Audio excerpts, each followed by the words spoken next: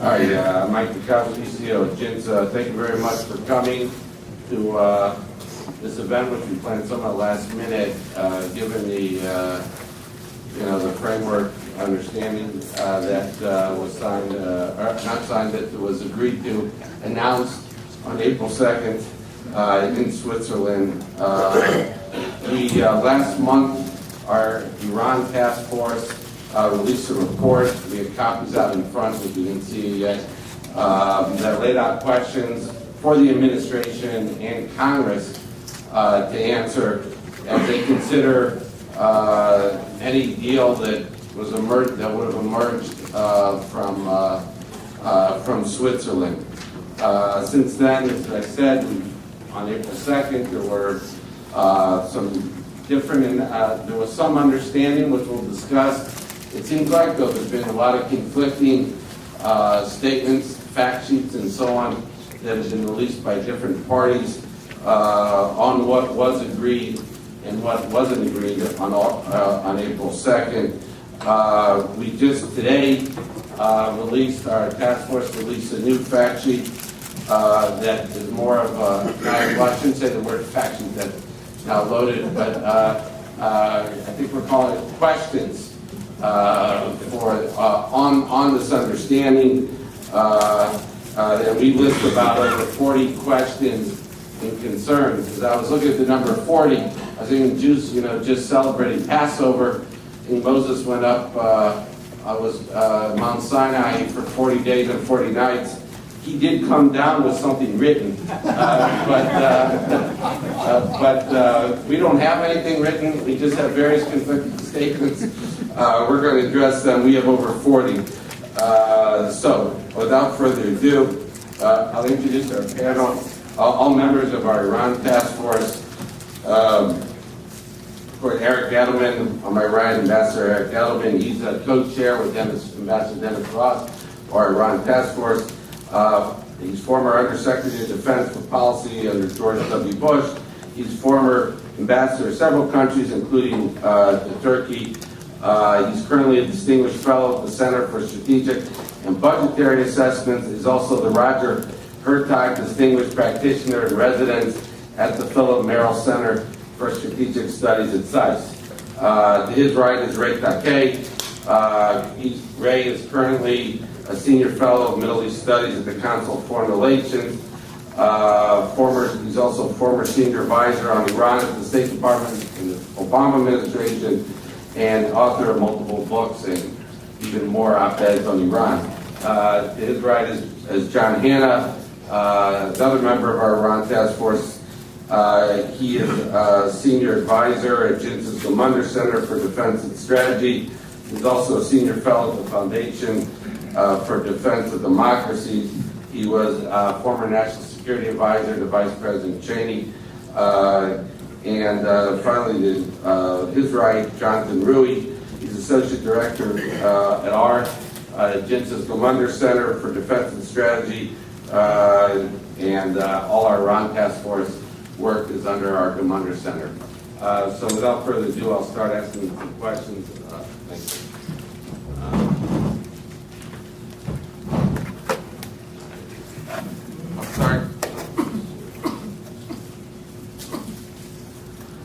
Eric, I'm going to start with you. You are a career Foreign Service officer. I don't mean this to be critical. For over, for several decades. Before we get in all the details, which I know everyone does, I'm just curious to step back for a second. Have you seen something like this where you would have some sort of broad understanding after all these talks with another country, and then immediately conflicting statements about what was and wasn't agreed? Mike, first let me just say I'm glad to be here this morning with this distinguished group, although I feel a little bit unnerved sitting at the far left of the panel. I think that's a geographical, not a political statement, however. From how it's right. Yeah. And your comment about our 40 questions and about Moses receiving the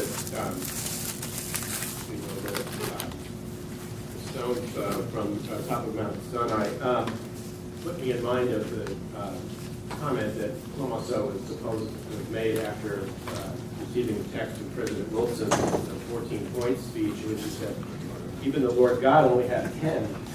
So I hope we're not tempting fate by posing 40 questions here. Look, I think, Dennis, my co-chair of the panel, can't be here today, but I know in his book, Statecraft, at one point he says that you don't have an agreement until it's written down and both sides have said that they actually agree to it. I can't say that this is actually completely unprecedented. One thinks of the deal that was announced back in 2009, the Tehran reactor deal, which also appeared to disintegrate almost immediately.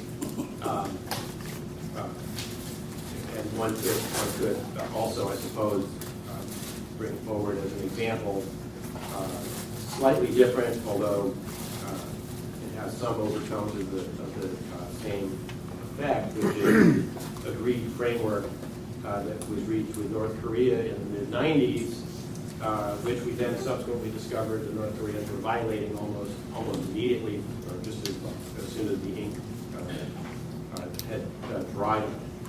I think what we can take away from this is that there, in fact, is no real agreement on the framework. What we have are fact sheets issued, one by the State Department, one by the Iranians, and there's apparently a French fact sheet as well, which at least some journalists in Israel have seen, although I don't think a copy or text of it has surfaced in public. And the very short joint statement that Mrs. Mogherini and Jawad Zarif, the Iranian negotiator, issued in Lausanne. And the problem is there are some fairly serious differences among the parties as to what exactly has been agreed, and that, I think, allows for lots of scope for mischief and difficulty between now and July 1st. Let me just make one final point about this, and then I know my colleagues will want to get into this, which is the administration has, on the one hand, said for sure that it did not show the text of the fact sheet to the Iranians in Lausanne before they put it out. So in that sense, they're saying don't pay attention to what the Iranians are saying. This is just, domestic Iranian politics, etc.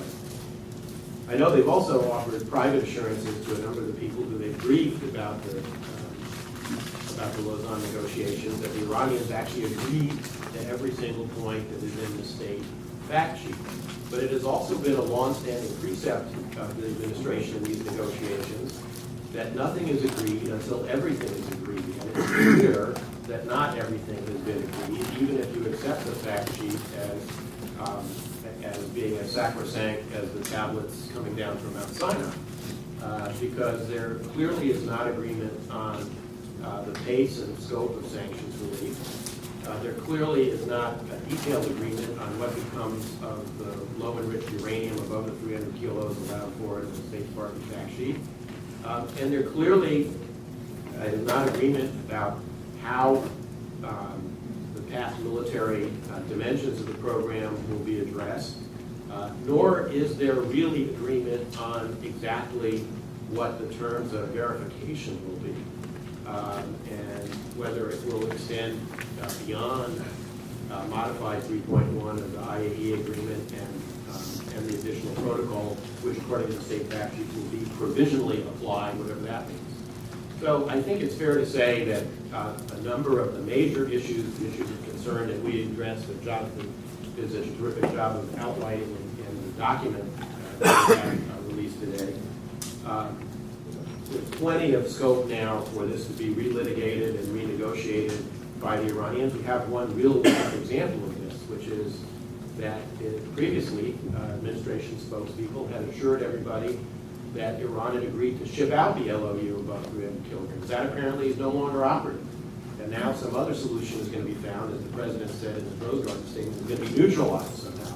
Whether that means down blended back to to its original uranium state, or turn it to oxide or some other means to be determined. So there was lots of scope for further negotiations. If you're the Iranians and you're looking at the negotiation in the grand sweep of things, since it began a couple of years ago, every deadline has become the occasion for getting further concessions out of the Americans, and I think there's no reason why you would anticipate that the July 1st deadline would be any different.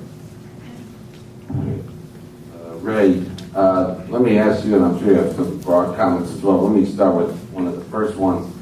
The President Obama, just made a comment at this Latin American summit, minimizing, suggesting that the Supreme Leader's negative comments about this deal, about no access to military sites, nothing has been agreed. He said that if, I don't want to, you could represent it better than I could, but basically that he's trying to address some of the hardliners, make sure that the hardliners are behind what is agreed. I actually thought the Supreme Leader was one of the hardliners, and I just thought maybe you could address those comments. Sure, thanks.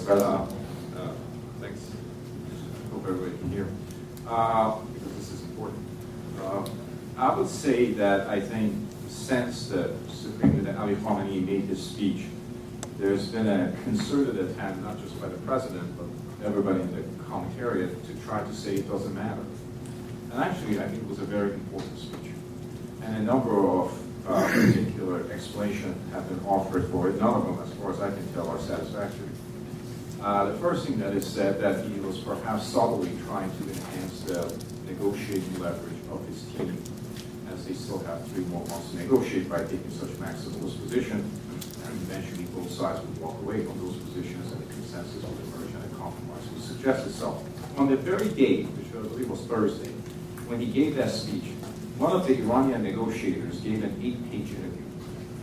And among the things he said were quite sensible about sanctions. There'd be EU sanctions relief, UN sanctions resolutions would be modified, and he went into some detail about why American sanctions regime is very complicated, because the President can waive, but he cannot permanently abrogate those sanctions without congressional agreement. So he essentially was laying out the predicate for a more gradualist approach towards sanctions review. On the same day, Ali Khamenei rejected the position of his negotiator. As far as I know, Eric's a diplomat on the panel. That's not the way you empower the negotiators. That's how you undermine them.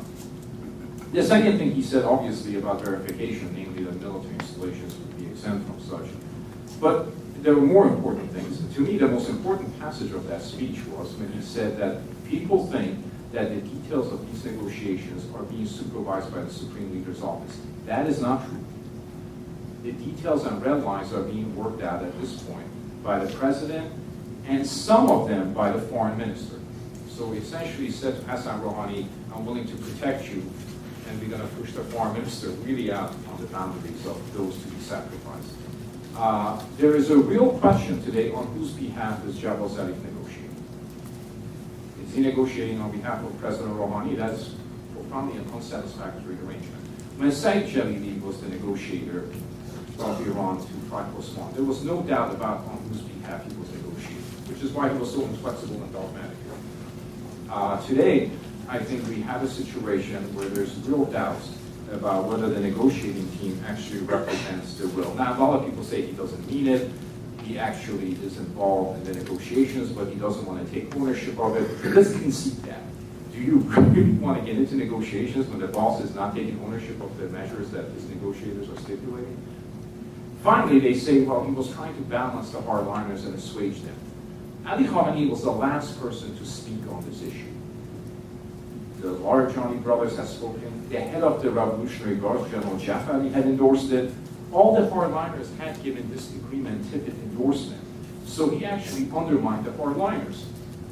He actually said to hardliners, and there's a passage in his speech that says, don't start congratulating yourselves. Which everybody was congratulating the negotiating team, this, that.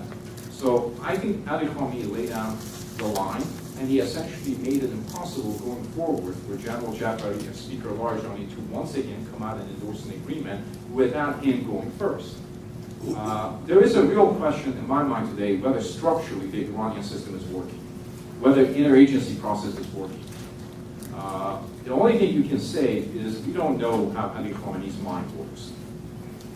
His reasoning is inaccessible to us. Therefore, the only way to assess what he says is to listen to what he says.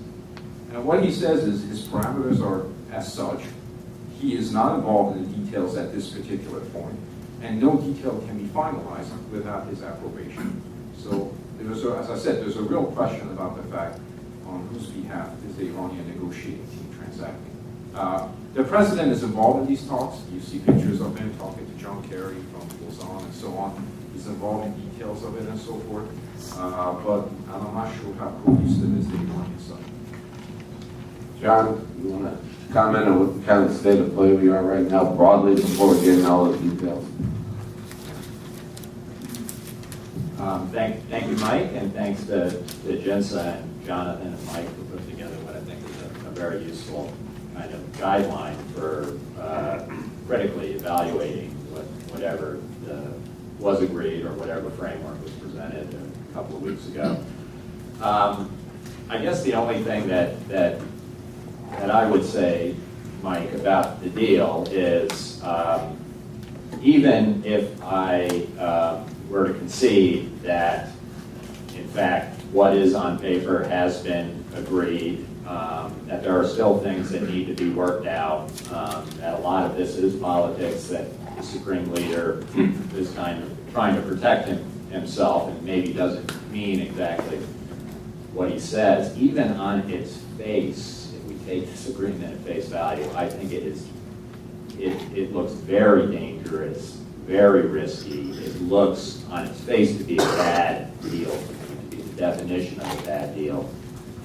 If only because even if we accept that there is a 10 to 15 year sunset clause on this, as I read it, and as the president looks like he acknowledged a week or so ago, there is nothing in this deal that stops Iran from getting to a zero breakout time in year 13, 14, 15. It's a little vague on that score.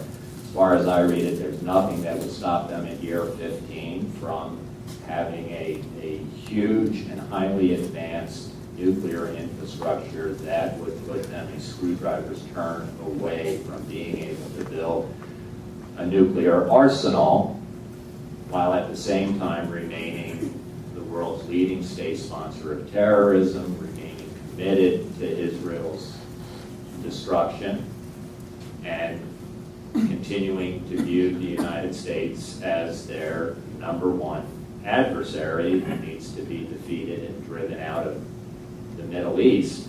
On that one criteria alone, if that's in fact where this deal is leading us, it seems to me it's a bad deal for American interests, and huge amounts of work need to be done on it to get us into the right place. The second thing that I think is not a certainty out of this deal, but to my mind, given everything we know about the nature of this Iranian regime, that the kinds of sanctions relief it will get under this deal, even if it's not all sanctions lifted upon signing, as the Iranians claim. I read this deal and it looks to me very easily that within a matter of, 3 months, 6 months, even a year, that once Iran begins to comply with some of the main strictures and constraints with regard to the number of centrifuges, the size of their stockpile,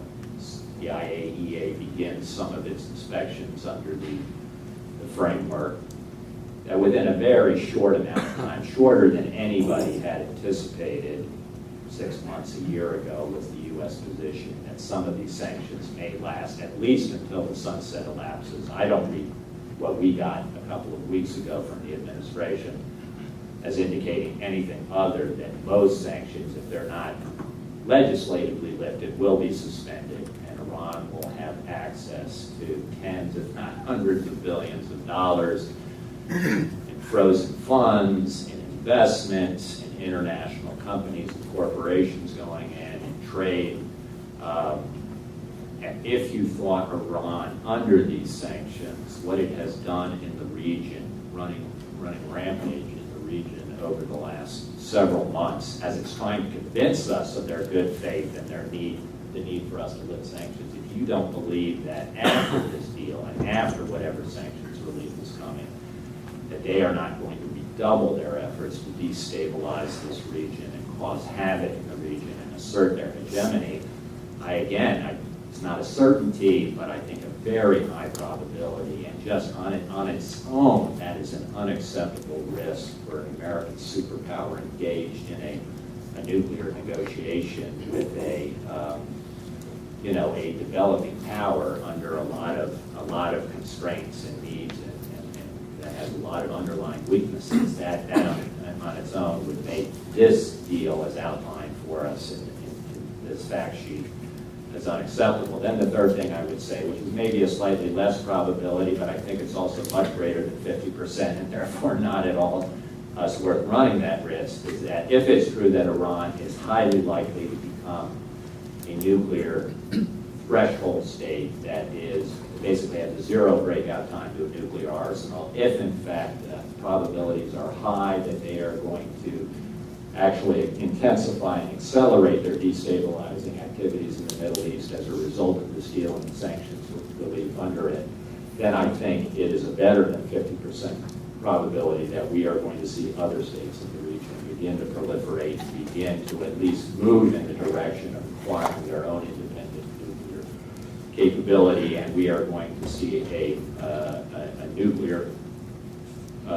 Middle East with perhaps multiple nuclear powers. And if, in fact, all of those probabilities are, I'm being conservative, higher than 50%, and even if you accept everything in this deal, and believe the Iranians have agreed to what's in the four squares of this piece of paper, I still think that on its own, that makes this a very risky, dangerous deal for the United States, not to mention what it does to our best allies in the region. Jonathan, before we go again, get drilled down a little, could you just address the issue that the President said that this would block all pathways to a bomb? Of course, then he also said, as John just alluded to, that there'd be zero breakout time in 12, 13, 15 years. Could you just explain what that means about the different pathways? Sure. So one of the new talking points you've heard probably in recent days and weeks is talking about how the framework agreement lays out ways to block Iran's four pathways to a bomb.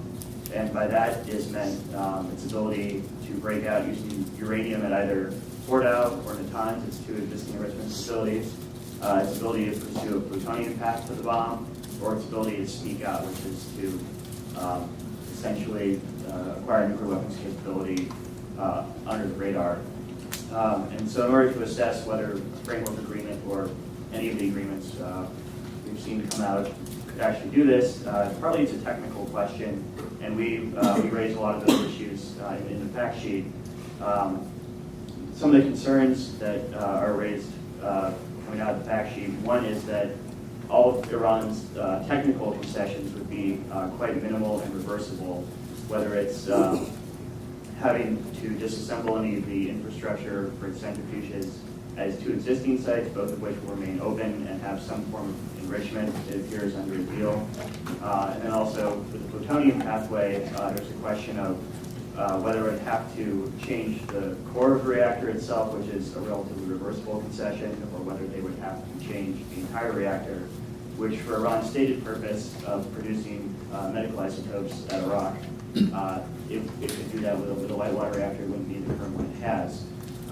So that leads to the second, more political question, which is, if Iran makes these concessions, which are reversible or minimal, what is the response if they're caught trying to break out or sneak out using these four potential pathways? And as we laid out in our report that came out last month, right before the framework agreement, we raised a number of questions, is even if you take the administration's claim that a one-year breakout time, which they're pursuing, is acceptable and is safe and is credible, what do you do in that year between detecting any Iranian cheating or any Iranian breakout, how do you develop a coherent response such that it then prevents Iran from actually attaining nuclear weapons capability in that year?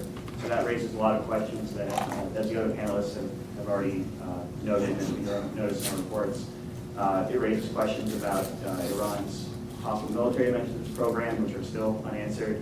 It raises questions about what sanctions will be able to snap back, if any, what sanctions would still be in existence under a final deal, because these would be some of the ways that you would have to address any attempt by Iran to use its 4 pathways to a bomb. So when you hear that all these 4 pathways are being shut off, it's not merely a question of how many centrifuges are spinning, how much Iran could produce, how quickly, but also what we would do in response. Eric, I'd like to raise, again, there are a lot of issues about this deal that we want to get into, but one broad issue is the role of Congress. Of course, now this week we're expecting that Senator Corker is going to introduce his legislation about congressional approval, could there be could there be an actual deal that then the UN Security Council votes on or acts on about sanctions? Would that tie? Would that have any? Would that bind what Congress could do or not do? I just thought.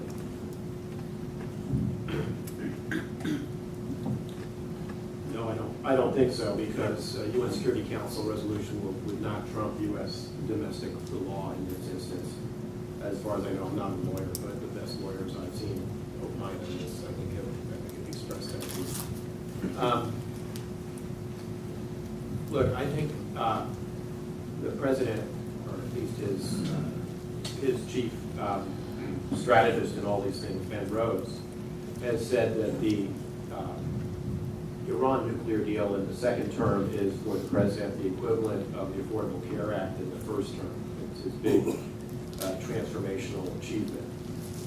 And I fear that the way he's going about it is very similar to the way he went about the Affordable Care Act, which is one of the reasons why even after 4 or 5 years after the passage of that piece of legislation, it continues to be extremely unpopular and there's enormous public resistance to it. And that's because there was no effort to create a bipartisan consensus to support it.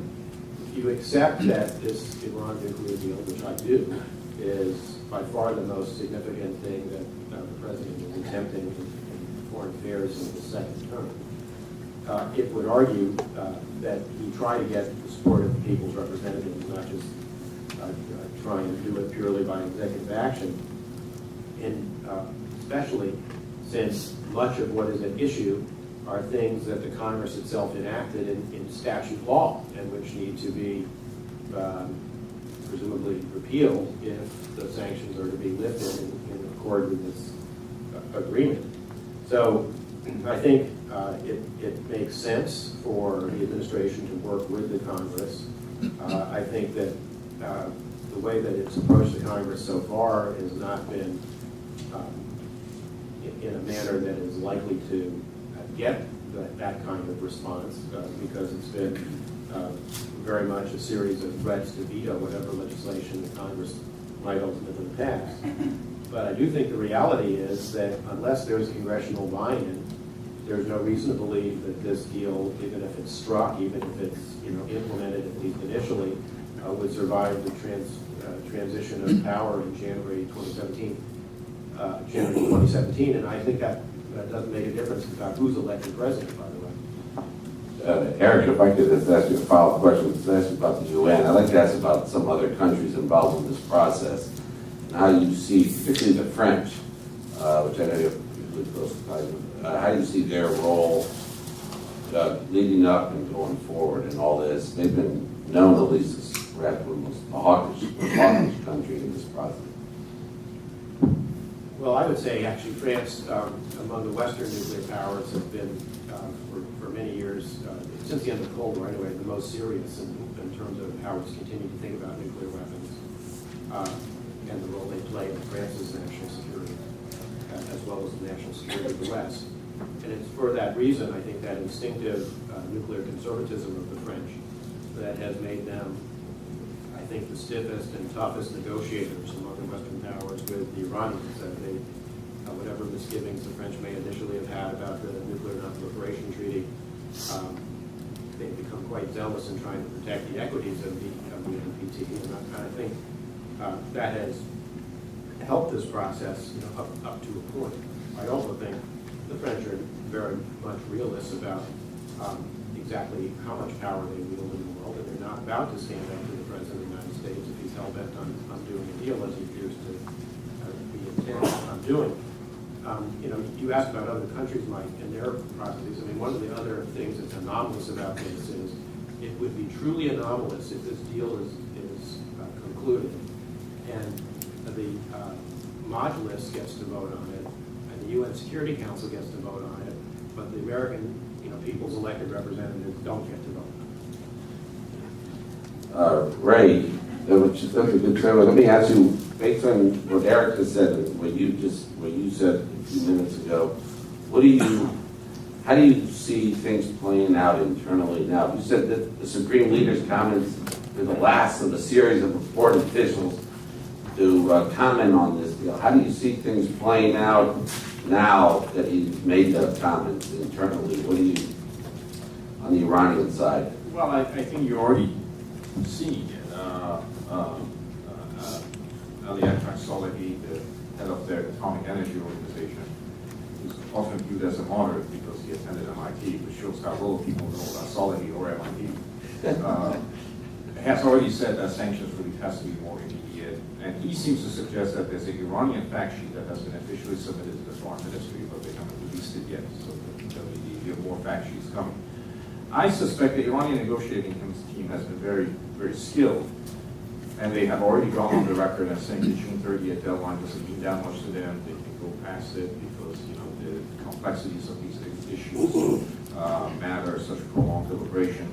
I suspect they're quite prepared to do what they have done at every step of the way, namely use their deadlines to the disadvantage of the United States. When it comes to deadlines, we tend to panic, and they tend to just say, well, it's just a deadline. And in that sense, I suspect what has happened is a kind of a curious phenomenon.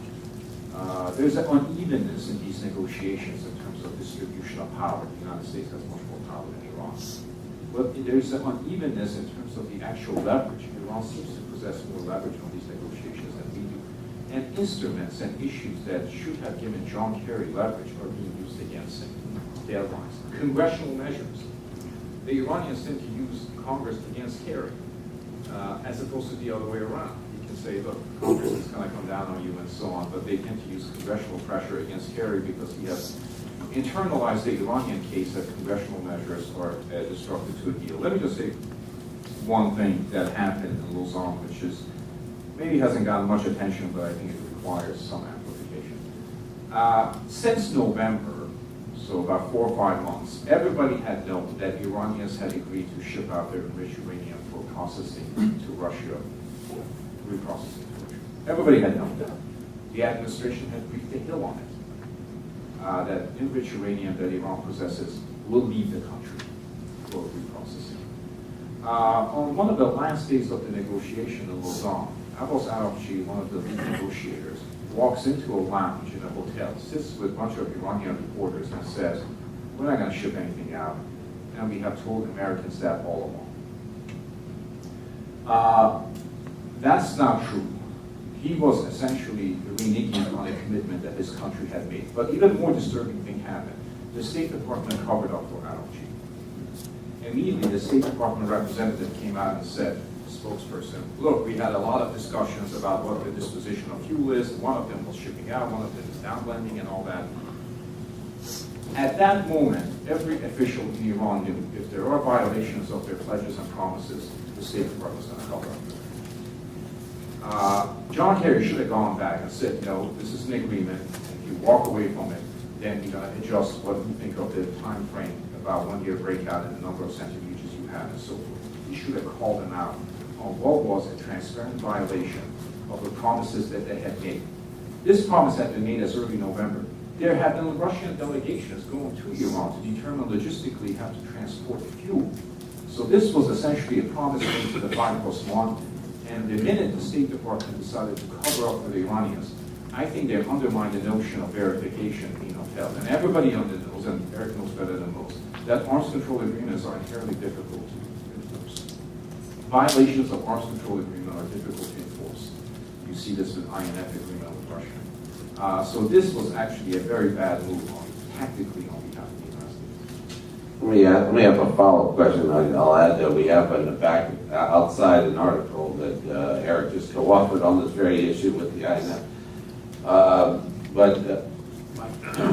just say, I will be happy to stipulate publicly that if this agreement is reached, I promise you that if there is an Iranian violation, we will not schedule the first Deputies Committee meeting to consider it within the 12-month time period of the break. Let me ask one follow-up on what you just read.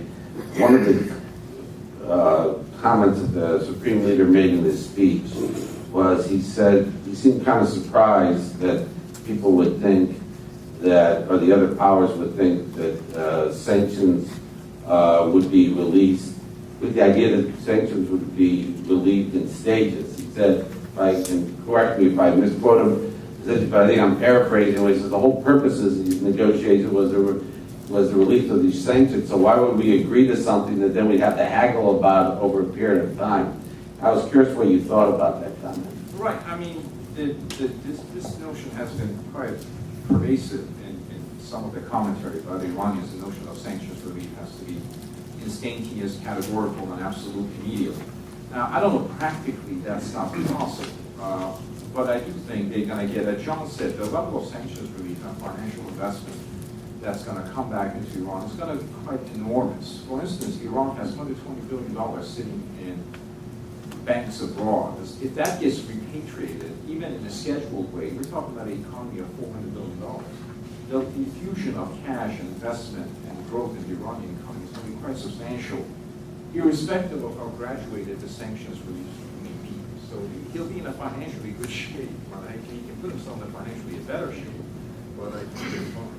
And there was none of that in that statement that suggested that it looks at negotiations as a vehicle for improving relations with the West. I don't think so, although there's a passage that has enticed people, namely so that this can work out, maybe other issues can be considered.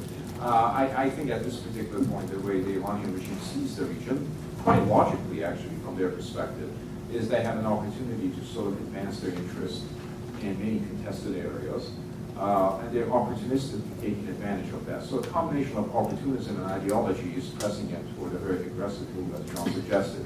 By the way, that's not irrational on their part. I mean, they're knocking on a lot of sort of empty doors. So in that sense, you know, they're exploiting opportunities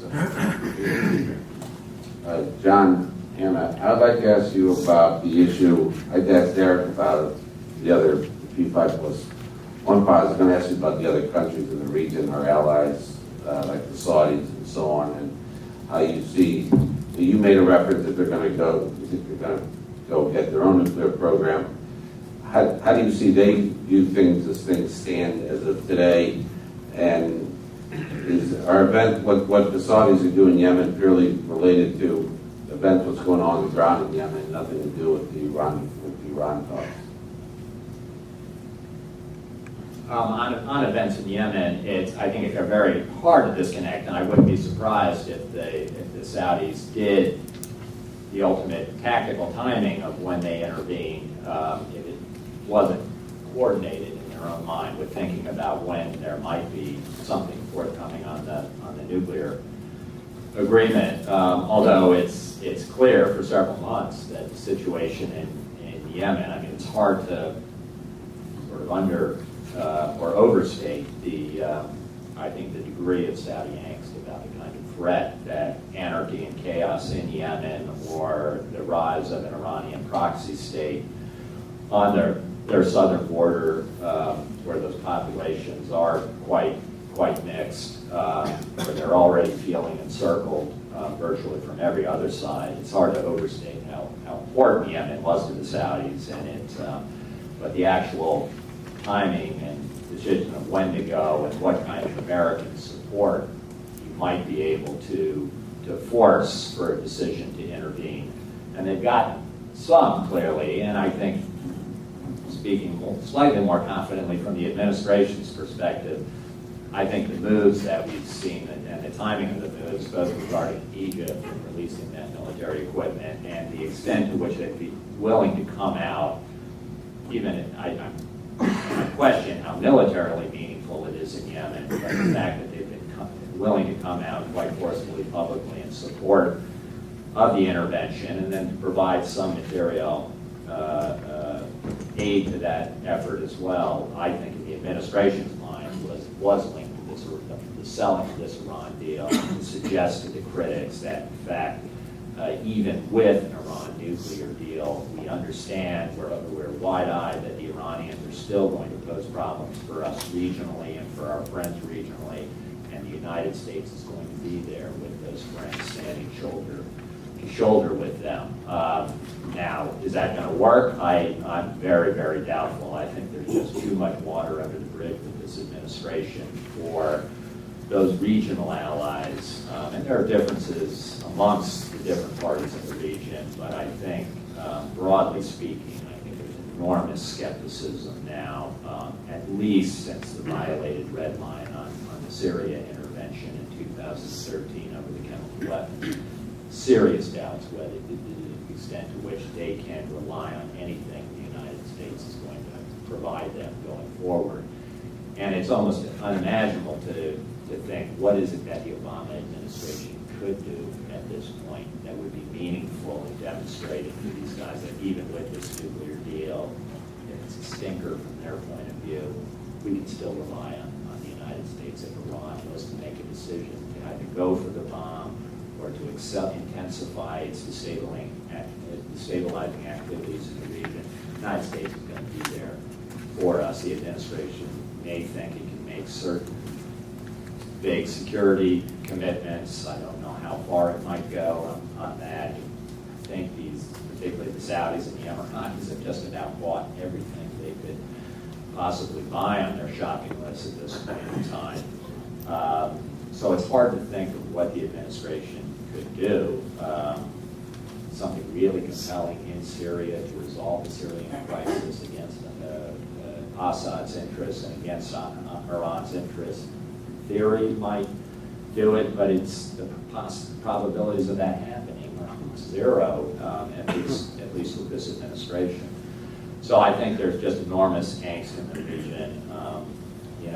Exactly how the Israelis are thinking about this, I think, is it's not exactly clear, other than they're obviously upset, understanding exactly what realistic military options the Israelis still have and whether they would be prepared to exercise those. You get different views and accounts from people on how likely that would be, particularly in the context of a deal between the P5+1 and Iran. Would the Israelis be prepared if they thought it was a bad deal and dangerous to them to upset that apple cart?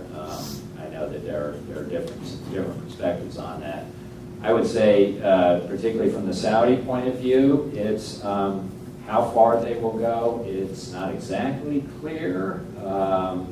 I wouldn't want to say 100% that they will go and at least match everything the Iranians do in terms of their own enrichment capacity. I thought it was interesting that Adel Al-Jubeir, their ambassador here in Washington, kind of obviously didn't answer that question when it was posed to him. Are you going to now go out and get your own nuclear program? He was very cagey on that and certainly left the interpretation open that, yes, that's what they're going to do. They're just not going to talk about that. People outside of the government that are close to the royal family, but exactly what their status is, particularly Prince Turki Al-Faisal, the former intel chief, who I don't think is as necessarily as influential a voice as other people do nowadays, but he's made very clear that in fact they'll match anything that Iran is allowed to have. The Saudis will go out and get their own. Everybody assumes that Pakistan will be there for the Saudis in the case they need to quickly get access to the bomb or to some kind of arsenal that could deter Iran. Given the way the Pakistanis have acted on the Yemen question, I think nobody knows for sure, but I think all those possibilities are out there. And I just think in the context of this deal, the ability of the United States to actually shape and influence the strategic thinking of our allies in the region has been very dangerously compromised as a result of what's happened in the past couple of years. What is that? When you mentioned about the Israelis, I can't remember the exact quote, that President Obama left open the idea that there might be some steps the U.S. would take to also sort of reassure. Now, our group has recommended, offering Israel P-52s and the 30,000-pound mock bunker buses. Do you have any idea of what Obama might be thinking about that, or he's just starting the negotiations on that issue? I don't know what he's thinking about there. I can imagine what it is, but if you just take his words at face value, I'm not sure that they mean very much other than, we'll be there at some point for the Israelis if they're threatened by Iran or get into an altercation with the Iranians. It doesn't look like much that the Israelis can take to the bank.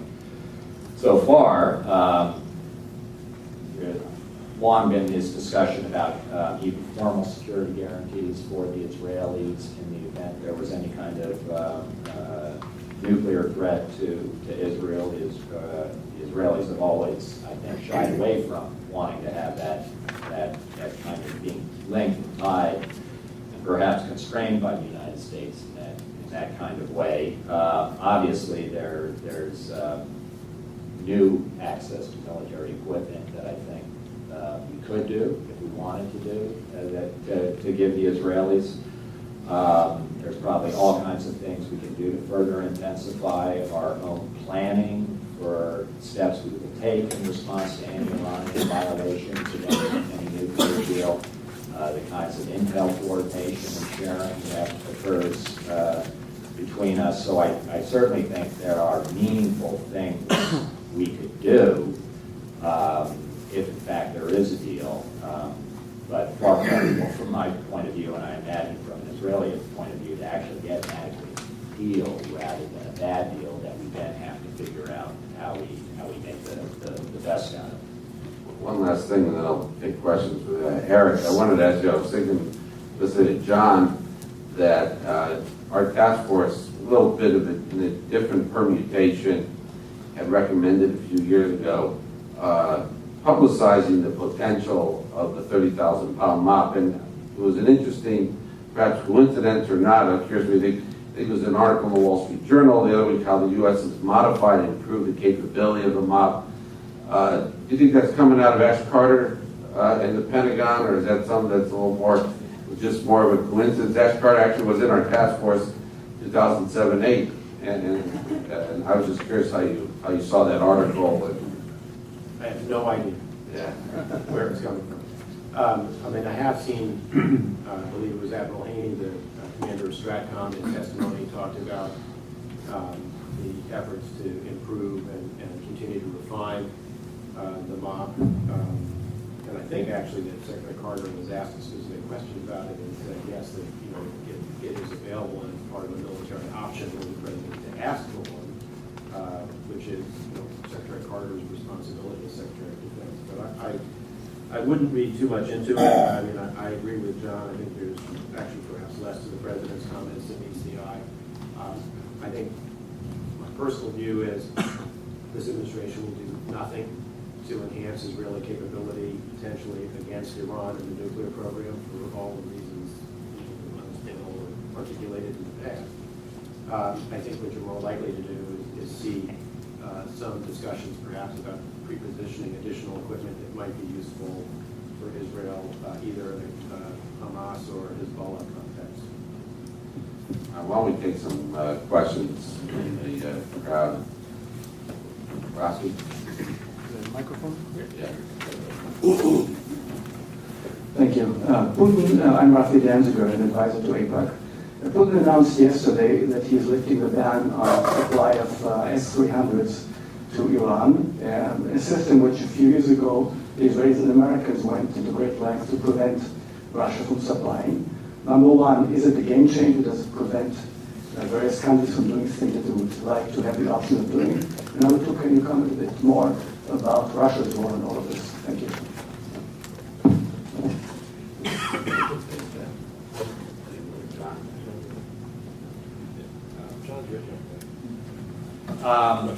listen, this arrangement to delay the S-300, the Russians have sold this 1 million times. It wouldn't be surprising to me if they sold it again this time for some additional concession. Obviously, they've got their own altercation currently with the United States and the West, where they're under at least some economic pressure as a result of what's occurring in East and Central Europe. So to imagine that Putin may be just putting another bargaining chip on the table in that negotiation and not seriously thinking about the Iranian context is certainly possible. He's done it before.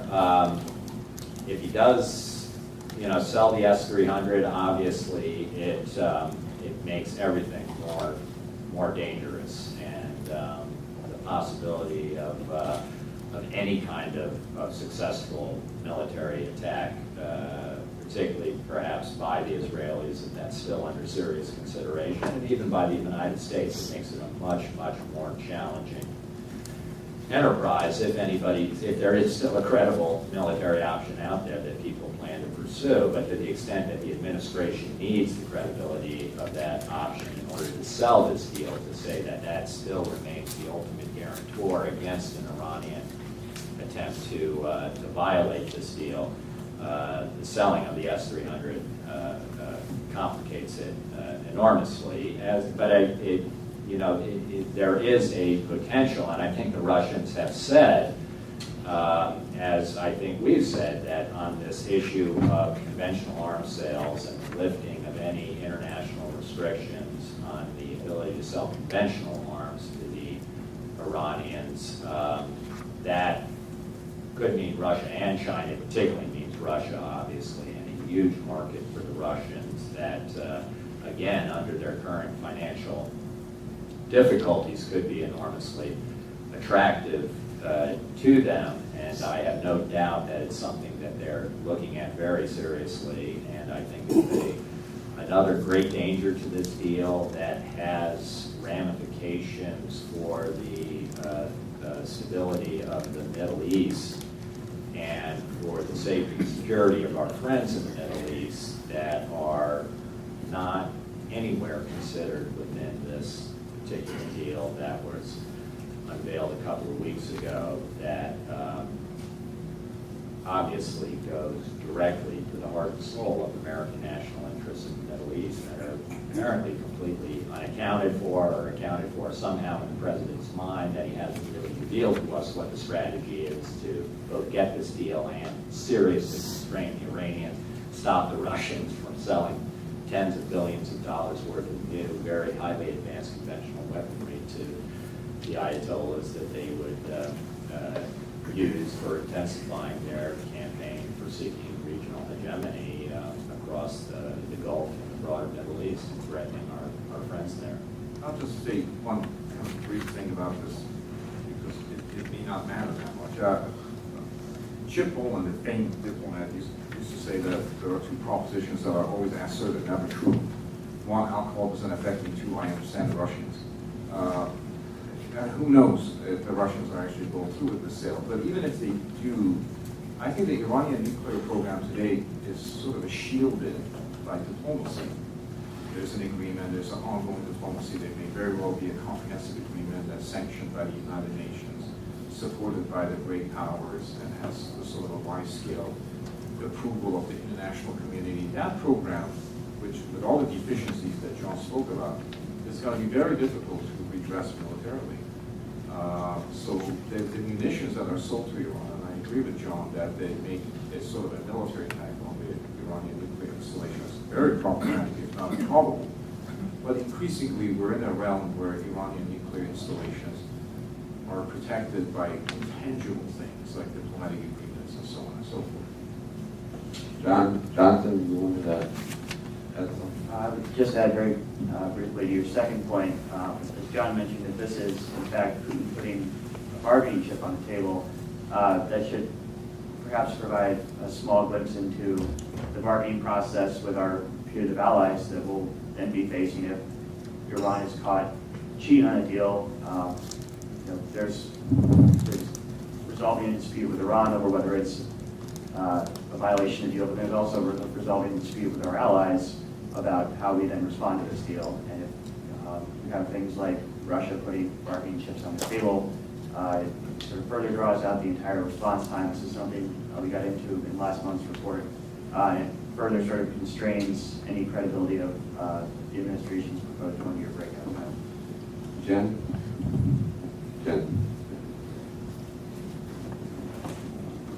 Thanks very much. I'm wondering if the panelists could comment on the pluses and minuses, if only by default, just leaving the JPOA in place for the balance of this administration. And secondly, what a new administration might do to, I think both Eric and Ray alluded to it, to reverse this leverage problem where they seem to have all the leverage and we have none of it. Eric, do you want to start now?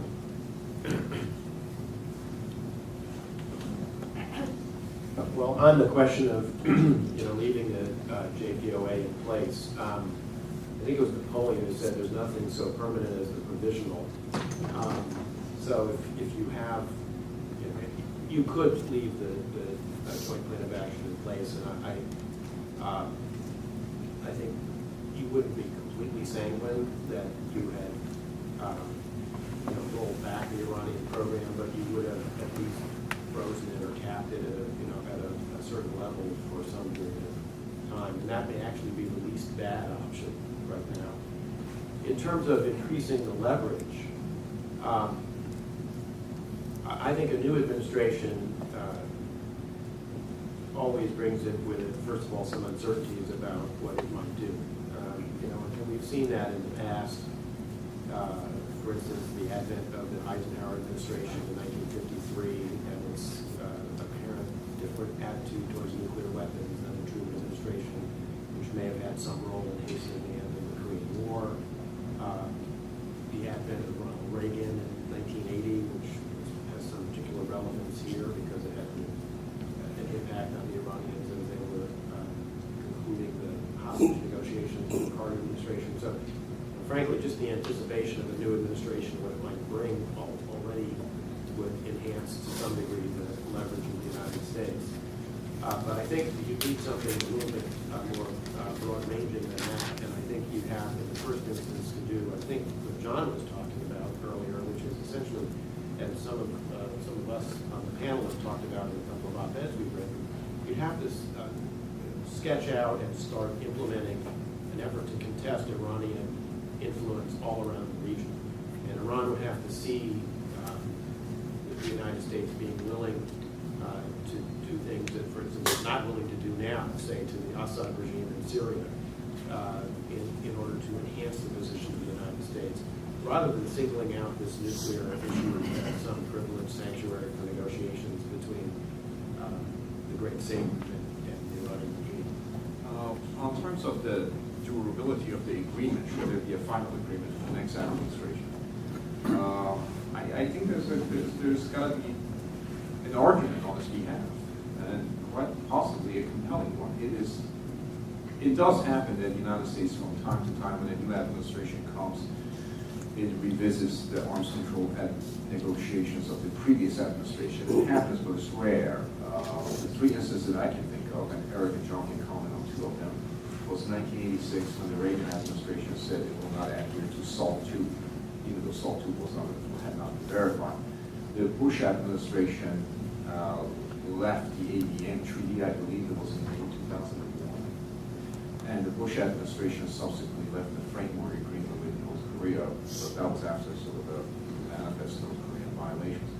I think it's possible to leave the agreement, or revisit certain provisions of it, but I think it's an awfully hard argument because the force behind the agreement is going to be quite substantial. Now, every agreement is different. This agreement seems to be, and John highlighted, riddled with so many deficiencies and so many problematic aspects in terms of its impact on the region, impact on the global proliferation norms, that maybe this will be different, but John and others can speak about this.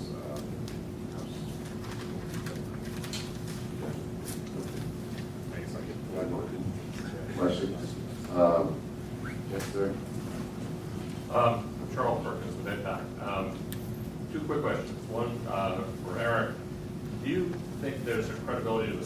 scenario in which the Iranians, if there's a comprehensive deal, will kind of do lots of little pinprick cheating efforts to just sort of test the waters, push the envelope a little bit over time, and also to kind of inoculate the political environment that, oh, there go the Iranians again, it's really not that big a deal.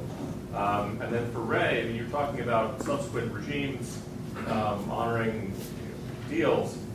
On the other side, the Iranian side, the Supreme Leader may or may not be with us for the duration of the next decade or so.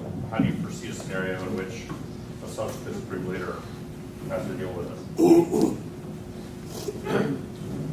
Well, the reality is what you described has already happened. I mean, Ray mentioned one instance, there's another, which was the Iranian effort to feed UF6 gas into IR-8 centrifuges, which was a violation of the Joint Plan of Action, in which the administration went to the Iranians and asked them to stop it, which they did. After which the administration said, well, it wasn't really a violation. My late father, who was a lawyer, thank God I'm not a lawyer, but taught me about what lawyers call alternate pleading, which is the argument of preference for arms controllers, which is that when a violation occurs, it wasn't really a violation, they didn't mean it, and if it happened, it was an accident, and they'll never do it again. So we don't really need to worry about it. It's the reason why I said I don't think we'll schedule the first deputies meeting about the first violation within 12 months, because we first will have a huge debate inside the intelligence community about was this or wasn't it a violation. And once the intelligence community has concluded that yes, indeed, it is a violation, we'll then have the policy discussion about, well, is it a serious enough violation that we want to risk this very, very important agreement that the President of the United States has put his prestige behind. And once we've had that discussion and we finally come to a conclusion, then as Ray points out, we'll then have to go and, or maybe it was Jonathan who said, we'll then have to go and persuade the other allies, get them all on board, the Security Council, and only then will we, finally, bring this to Iran to address. So I think the scenario you painted is not just a possibility or likelihood; it's almost a certainty. I'll just say a few things about this because it's a quite complicated question. So much of this deal implicitly rests on the type of Iran that emerges in 10 years. And the proponents of the deal hint, they don't say it explicitly, that 10 years of being integrated in the global community and being integrated in the global economy with the benefits of commerce and trade will cause more pragmatic forces within Iran to kind of solidify their influence. And in essence, Iran will have much to lose by opting for nuclear capability and foregoing the many benefits that it would have accrued during the lifespan of this particular agreement. This agreement comes, as you suggest, in time of some kind of a succession in Iran. And Ali Khamenei knows his mortality. I should say the Iranian Ayatollahs took a long time. He probably has Abel and Cain on speed dial. But I think he is thinking in some ways about succession. And succession for the Iranian hardliners is not so much the survival of the regime, but the survival of its ideological values. They don't want to be like China, a country that has forsaken its ideological values for sake of commercial transactions. And that means that the regime has to be in hands of a reliable hardline actors because they will sustain the revolutionary identity of the regime. I do think that the lifespan of the Iranian moderate government today is likely to be short-lived. They're there to transact an arms control agreement because the Western powers needed a reasonable Iranian interlocutor to make concessions to. They couldn't make those concessions to say Jelly Bean, it just didn't fit right. You can make him to Jerusalem. You can be more comfortable with making those concessions. And if there is going to be a shift to the right in Iranian politics, then at the end of 10 years, you're left with what John described as a very substantial nuclear infrastructure on the threshold of dramatic expansion, a regime that is manned in this critical post by hardline elements. So you have the marriage of hardline ideologues with a nuclear program whose industrialization is, as John said, legally acceptable. If the Iranians after 10 years want to build 50,000 IR-8 centrifuges which operate 14 times higher velocity than this, as Al Gore would say, there's no controlling legal authority.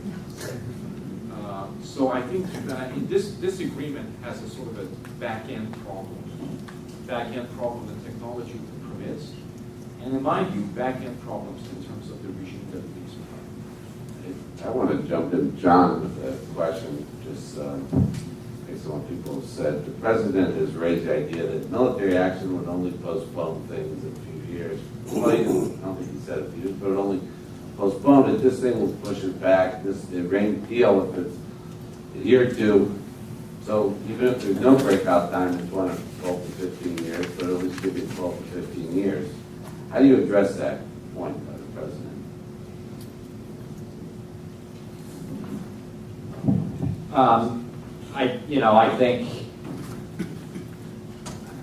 I think it's true that a military action against Iran is not the optimal solution to this problem. The optimal solution is an adequate deal that the United States and its key allies in the region can live with.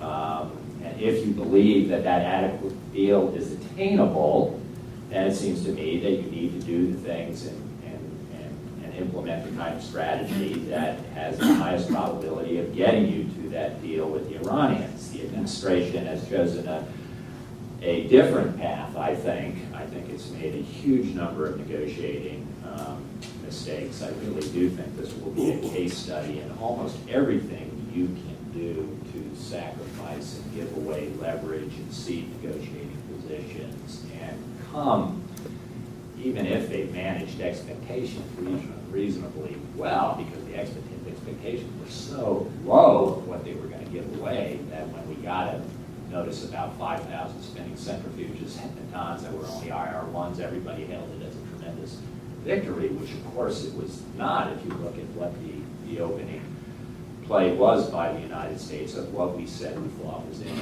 our national interest to attain. Of course, the problem is the administration says, no, this is the best deal you can get. So I think that's a highly disputable assumption, and that anything beyond this deal is the war option, is a worse option.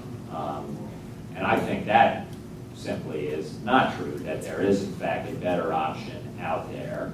And if you ask me, is it, and I think it is a very hard question that I can imagine, poses a very difficult problem for decision makers. If it's sanctioning a situation in which we buy ourselves 15 years, but at the end of the day have in Iran, this particular Iranian regime, the likelihood we're going to have this Iranian regime that is this radical, this anti-Western, this determined to achieve American hegemony, to destroy Israel, and to combat the United States with no sanctions and an international blessing to be, like I said, the screwdriver's turn away from a significant nuclear arsenal.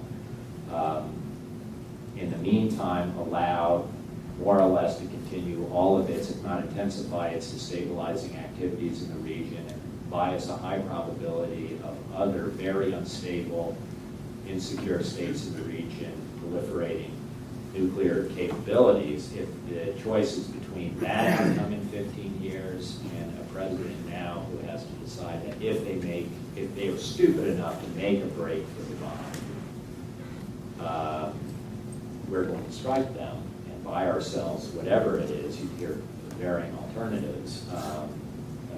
But if it is a couple of years or 3 years, then I think that is a choice that I think is a legitimate one for a president to make, and I would argue is the better choice. But the problem is it's a false choice in so many ways, because I do think properly negotiated with a properly comprehensive strategy of coercive diplomacy against a much weaker regime, given the balance correlation of forces between us and the Iranians, given the size of our economy, given how weak their own economy is, given the additional things we could do to bring that economy to its knees and put that regime in significant peril, which I do feel it was at the end of 2013, that there is a serious negotiation to be had here that I think would maybe not be perfect from anybody's perspective, but would be dramatically better than the deal that we have that buys us, a very high probability of a nuclearized Iran that's a theocratic, anti-Western, anti-Israel regime at the end of 15 years. I think we have to conclude right now. I thank you all for coming, and look forward to seeing the future JINSA events. Obviously, our Iran task force will be continuing to write and speak about the issue as talks continue, and I want to thank our distinguished panel for coming today. Thank you very much.